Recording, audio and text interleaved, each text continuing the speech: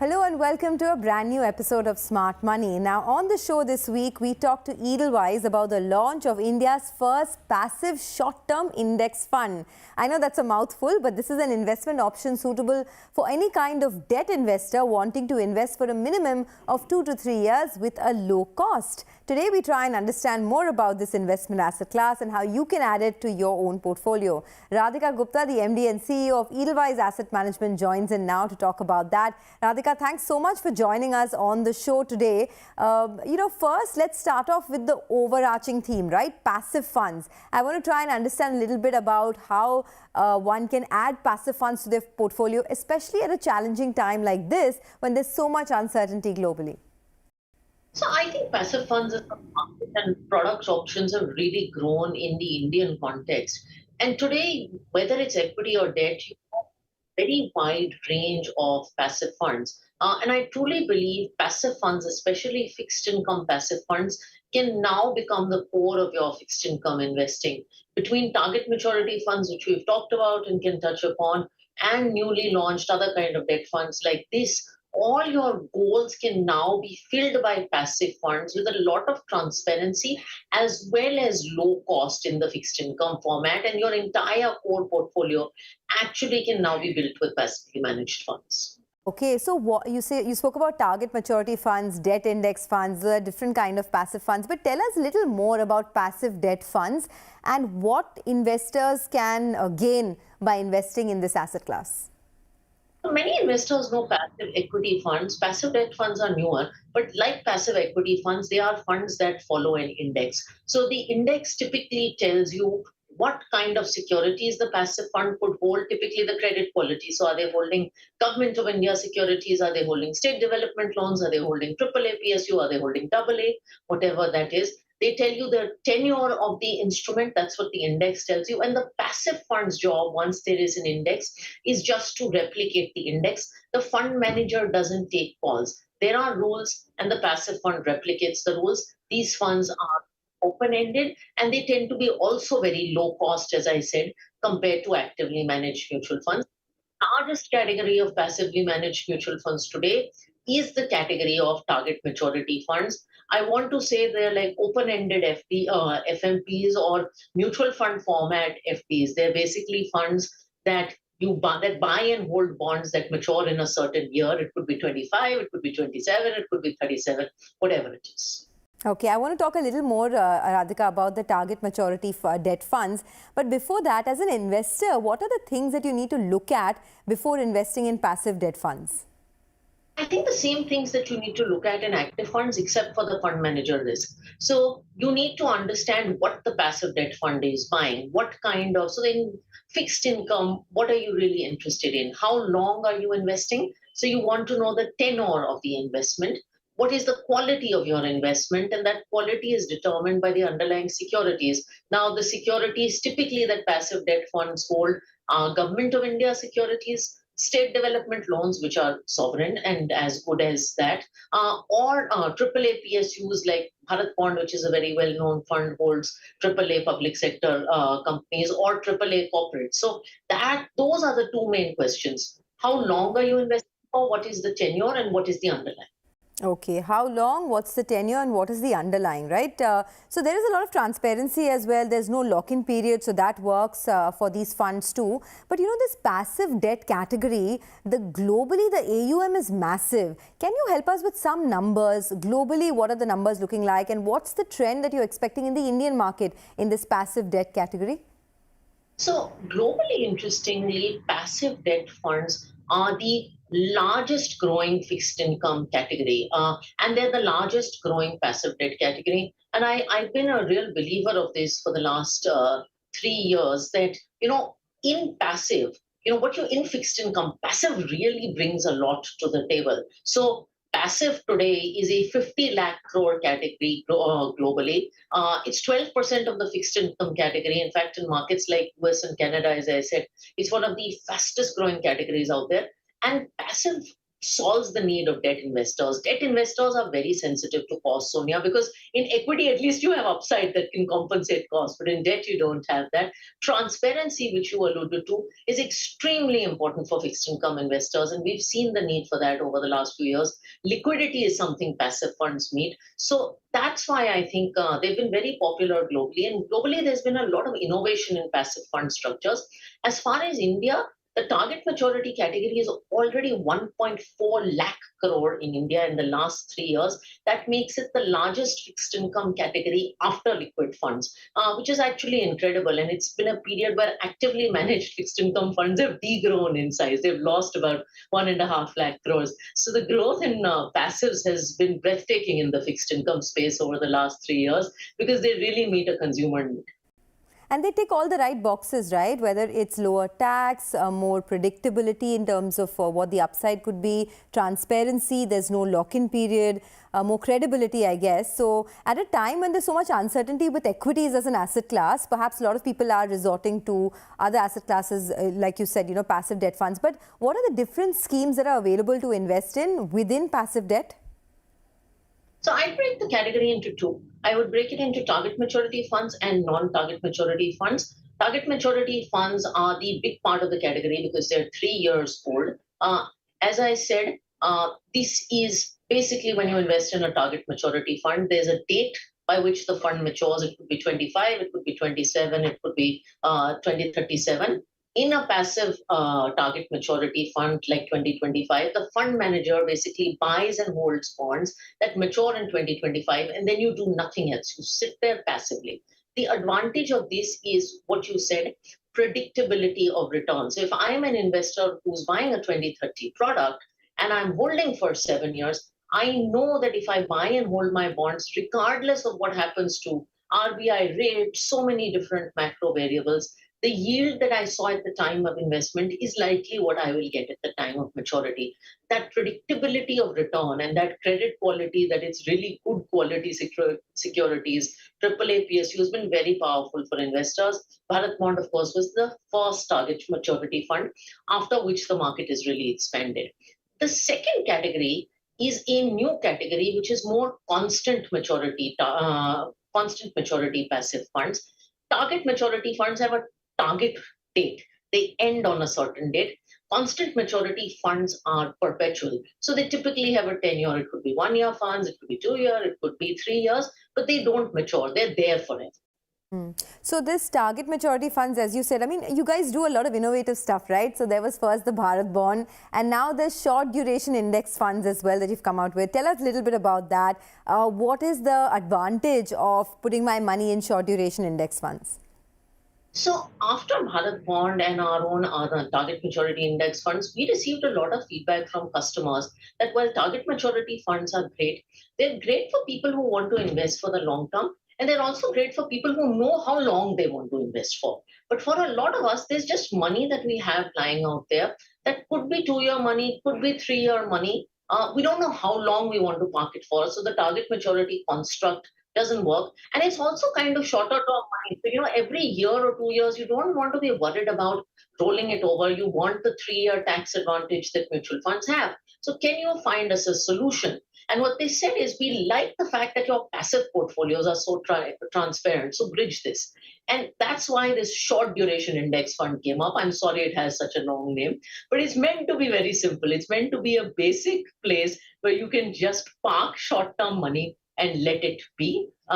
It has a maturity of about 2.5 years on average. So if you have 2 to 3 year money, you just let it sit there.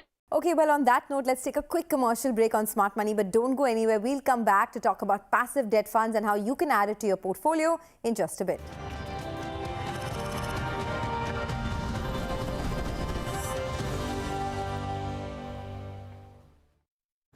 दीदी, नौकरी लग गई। अरे वाह, बधाई हो।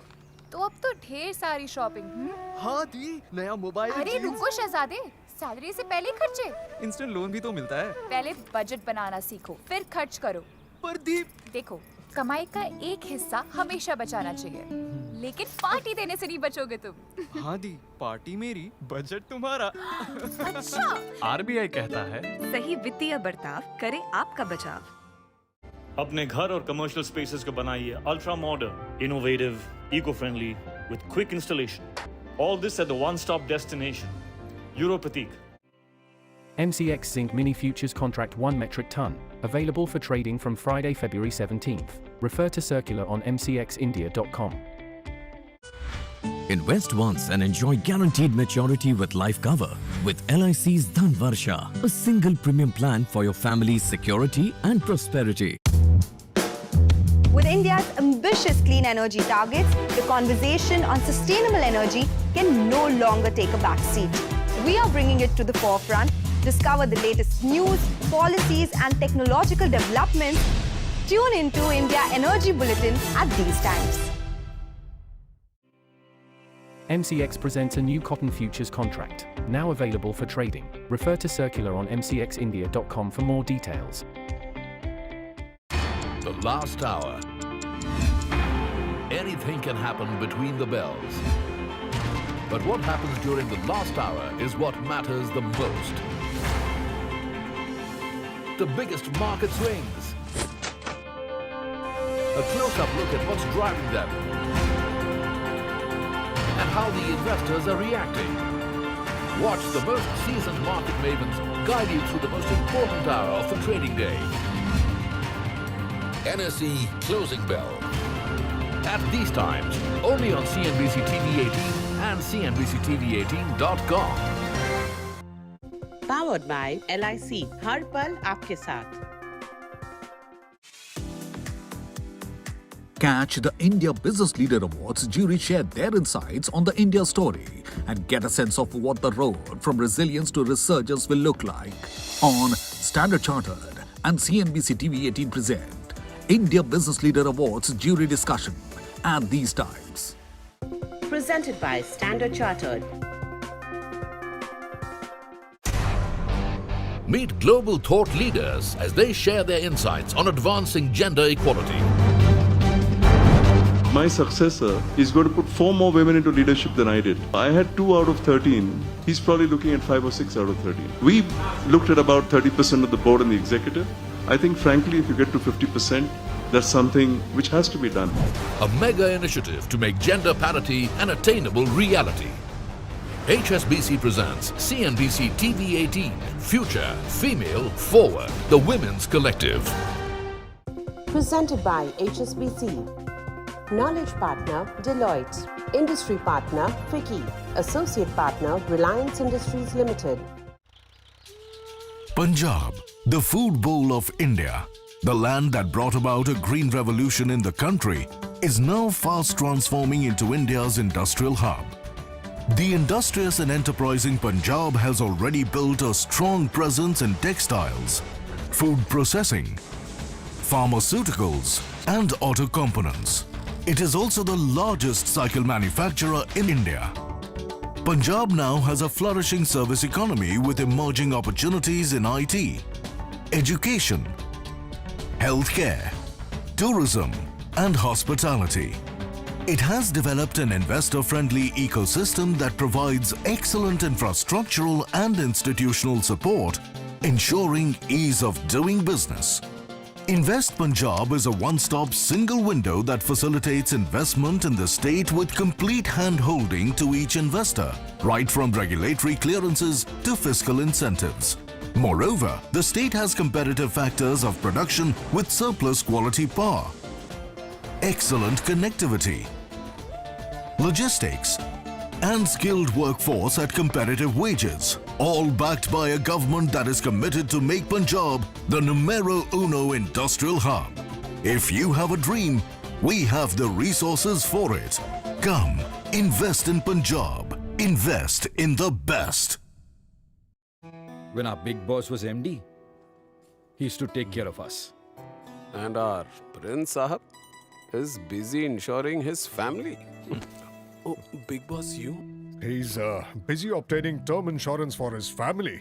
After all, office is also our family. Am I right? Let's close the deal. Thank you. Verma ji, will you have tea with this prince? LIC's Group Term Assurance Plan takes care of your office family.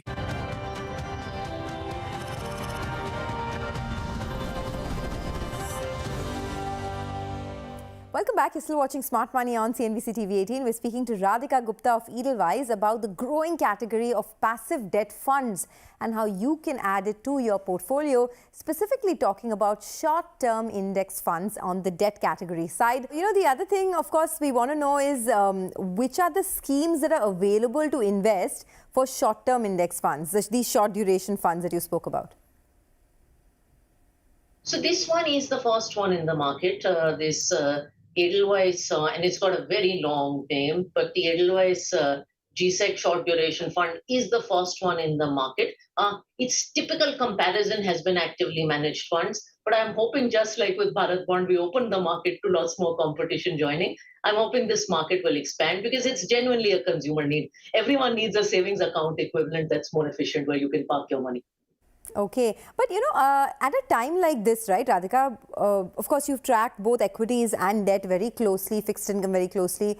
How do you feel the asset allocation strategy should change for the full year? I mean, equities looks like it's going to be a very frustrating and painful period this year, may not give people too many returns. There may be a time-wise correction as well amidst this whole global uncertainty. At such a time, do you raise your allocation to debt? If yes, how do you construct your portfolio? You know, I've always been a very multi-asset investor. I've been a firm believer in asset allocations, even in the equity heydays. And, you know, years like this, I think, justify that belief. You know, when we see equities, while we are constructive from a 3-year point of view, we do know that the next 1 year is going to be volatile at time. In fact, our equity theme is recessionary conditions before returns. So I think debt is a core part of the portfolio. Now, as far as debt portfolio construction, I have a very simple rule. You break your money into two parts. Money that you need in the short term, which goes into an instrument like the short duration index fund. It's money that you may use for 1, 2 years, 2, 3 years. I may buy a house. I may need some money for construction. I may need it for something. I may not. Otherwise, it can just sit there. And then money that's a little more goal-oriented. The goal-oriented money, like I have goals for 3 years, I have goals for 5 years, I have goals for 10 years. I match the timeline with the goals of a target maturity fund and park it there. So that's how I like to do my debt allocation. It's goal-oriented and I divide it into two buckets. Money that I may need now and then money that I park away for goals. These short duration index funds, right, that you spoke about, the debt index funds. I mean, just playing the devil's advocate here, if I need the money in the shorter term, I just want to park it for a smaller period of time, I can park it in various other places, whether it's in, say, of course, FDs or in a liquid fund or in a sovereign gold bond or, you know, there are so many other places to park it. Why should I look at short duration funds? So, you know, liquid, of course, liquid, I believe, is not for money that you want to do for 2 to 3 years because, there is an interest rate spread that you get if you're hanging out for 2 to 3 years. FDs work, but, you know, the good thing about a short duration index fund is if you do choose to keep the money for 3 years, you get the advantage of indexation. Believe me, for those of us who are fully tax paying, that becomes very large. So this gives you that optionality of being able to take it out early. But if you happen to keep it for 3 years, you get the benefit of taxation. And I've seen with a lot of us, Sonia, you know, we think we have short-term money, some of it ends up being long-term. So I like the optionality built in something like this. Actually, you know what? I made a mistake. I said sovereign gold bonds. Sovereign gold bonds actually are for the longer term, right? I mean, you get the tax benefits only if you hold it for 8 years. I meant gold ETFs. So that was my other, the other avenue. Yeah, tell me. You were telling me about gold ETFs? No, gold is, I don't compare gold to debt because gold is a little volatile as an asset class, right? It is. So how are you feeling about gold now? I mean, it has done really well compared to equities in the last 1 year and people are now talking about raising their allocation to gold in their portfolio. You're not a believer of that?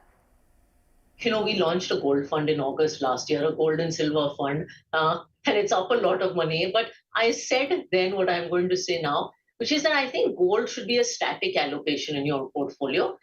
It could be 5 to 10%. I feel investors do a terrible job of timing gold, and I remember this from my own NFO. So I think not trying to time gold and just keeping there at 5 to 10% works much better than trying to time it. Okay, by the way, before we wrap up, congratulations are in order, Radhika, because Edelweiss has crossed the 1 lakh crore AUM milestone, and it's a big deal, right? I mean, I have watched your journey over the last 10 to 15 years, and it's been phenomenal, the growth that you have seen and now the growth that you've brought to Edelweiss. So congratulations. But do you think that a lot of this also has to do with the massive rise that we've seen in the equity cult, right, in the Indian markets, especially with retail investors?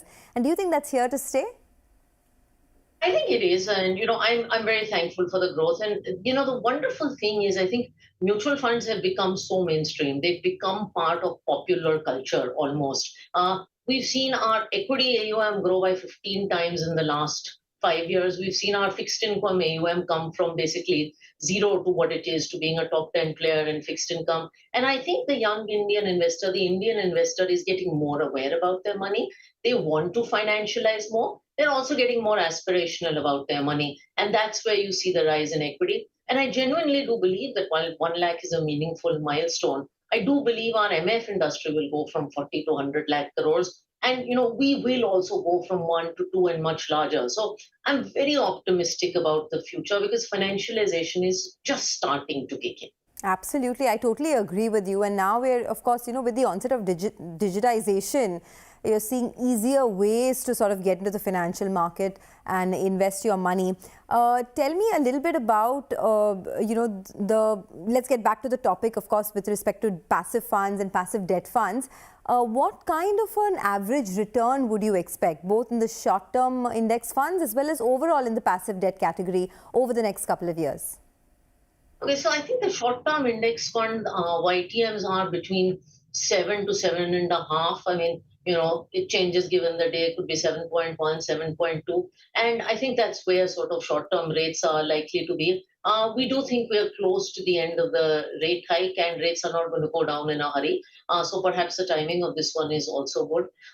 For longer-term passive, debt funds, the target maturity series, it really depends on where you are in the yield curve. But we have products all the way from 2023 till 2037, which sounds like a long time away. And I think they go from 7.1 all the way to 7.7. So that's kind of where you should be. And I should take the opportunity to re-highlight that most people don't realize that post-tax on a mutual fund platform, you end up paying tax with indexation and tax works out to 10-12%. So you really, versus a traditional instrument, end up being better off.